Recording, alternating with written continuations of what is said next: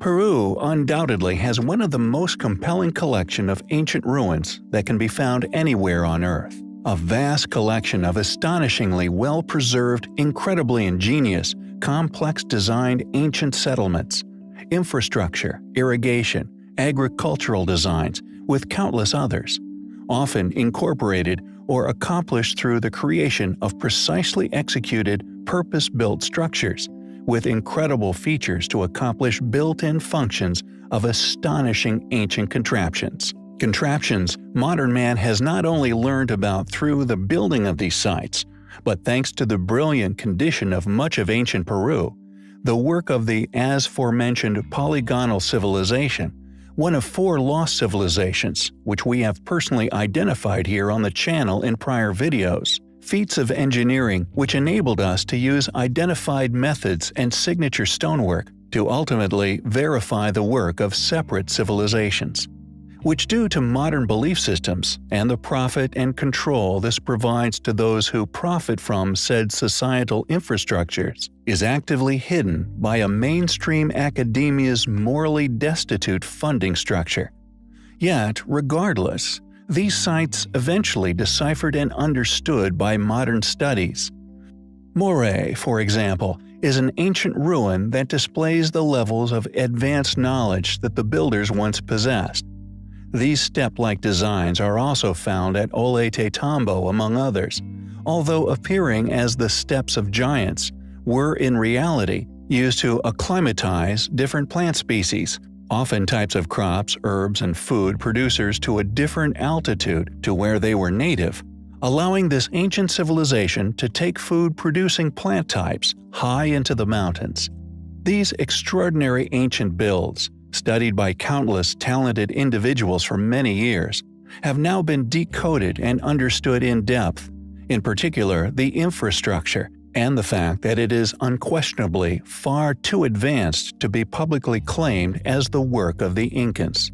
Thus, this has culminated in the academic world being forced to not only admit this, but do so in such a way that anyone who continues to press the issue soon realizes it is not only a confession in regards to their awareness of past, now lost, once highly advanced ancient civilizations, but is a broad categorization of said ruins as pre-Incan.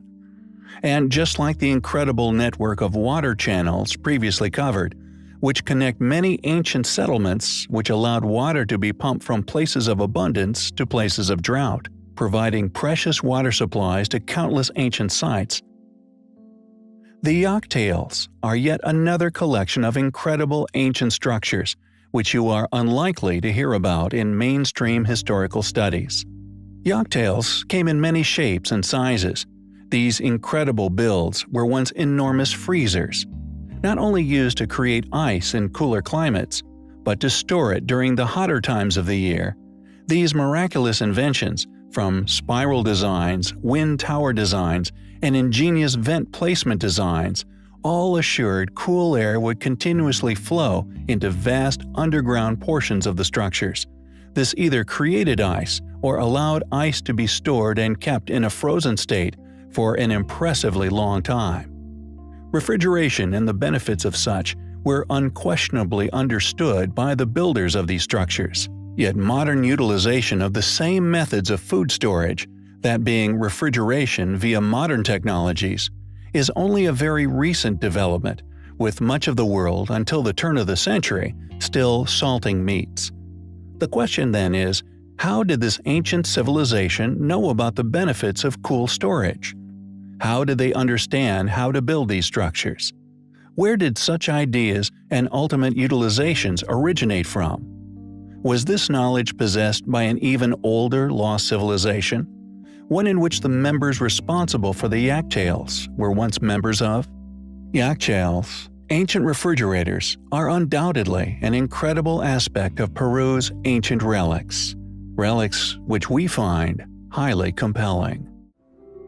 Alex Putney over at humanresonance.org has, for a number of years now, been unraveling some rather startling secrets. Secrets surrounding Nikola Tesla's free energy technologies and the systematic suppression thereof, and seemingly deciphering a number of astounding ancient discoveries, all of which strongly indicating once highly advanced knowledge of sound waves, resonance, and indeed levitation of extremely large weights.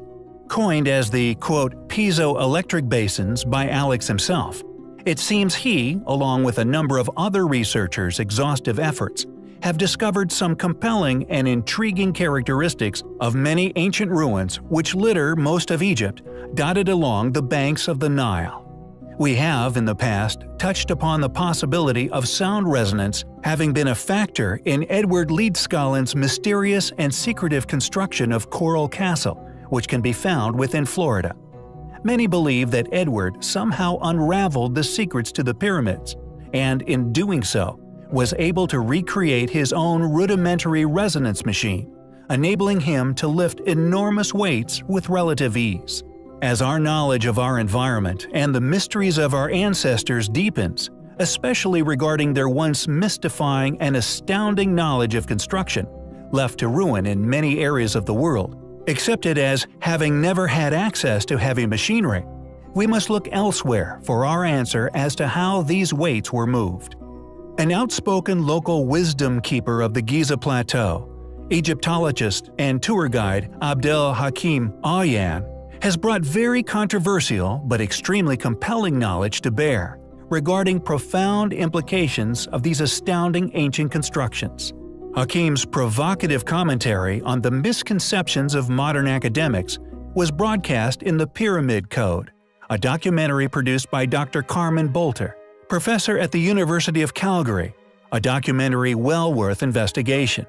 It reveals several insights, including the advanced nature of the psychoacoustic and biorhythmic effects of these ancient Sanskrit monuments, that he claims have all been falsely attributed to the Egyptian civilization. Part of his testimony is as follows. It must be noted that due to Abdel's intimate knowledge of the Giza Plateau, he should undoubtedly be perceived as a reliable source of avenues for alternative esoteric research. He claims that in 1936, while the Sphinx was still covered up to the neck in sand, there were tunnels he personally explored, claiming that past the Abu Ghorab, a crystal altar was found, containing a round disc in the middle of 4 radial lines, a symbol of Hotep, Hotep meaning peace and food.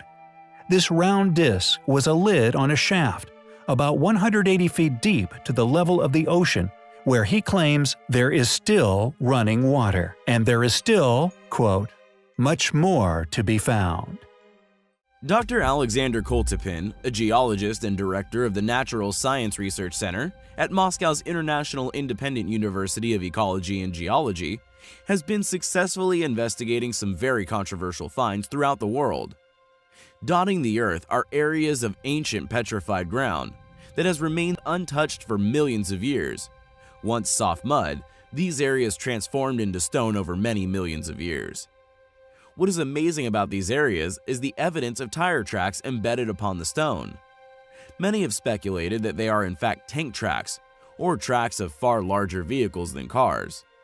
What Dr. Alexander Koltepin has discovered is that these tracks made by an unknown vehicle cross geological faults confirmed as being created in the Middle and Late Miocene period some 12 to 14 million years ago, proving they are older than these natural faults. Just what sort of all-terrain vehicles could have been traversing the landscapes of Earth some 15 million years ago? The petrified tracks have been found in numerous areas within Turkey and Spain, and even further afield. Petrified wheel ruts have been found in Malta, Italy, Kazakhstan, France, and even in North America. One of the major clusters is in Sofka, Turkey, with tracks covering an area of about 45 miles by 10 miles. Another is in Cappadocia, Turkey, where there are several pockets, one of the biggest being about 25 miles by 15 miles. Some of the tracks are similar in length to modern cars, with tires about 9 inches wide.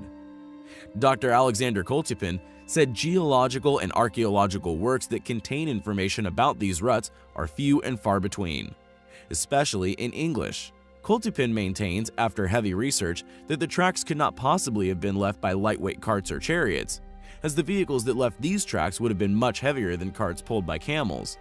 They left far too deep of an impression on the Earth. He has conducted many field studies in various locations and reviewed published studies on the local geology extensively. He hypothesizes that a network of roads once spread through much of the Mediterranean and beyond some 12 million years ago. These thoroughways would have been used by people who built the underground cities, like that at Cappadocia, Turkey, which he theorizes are also much older than mainstream archaeology holds them as today.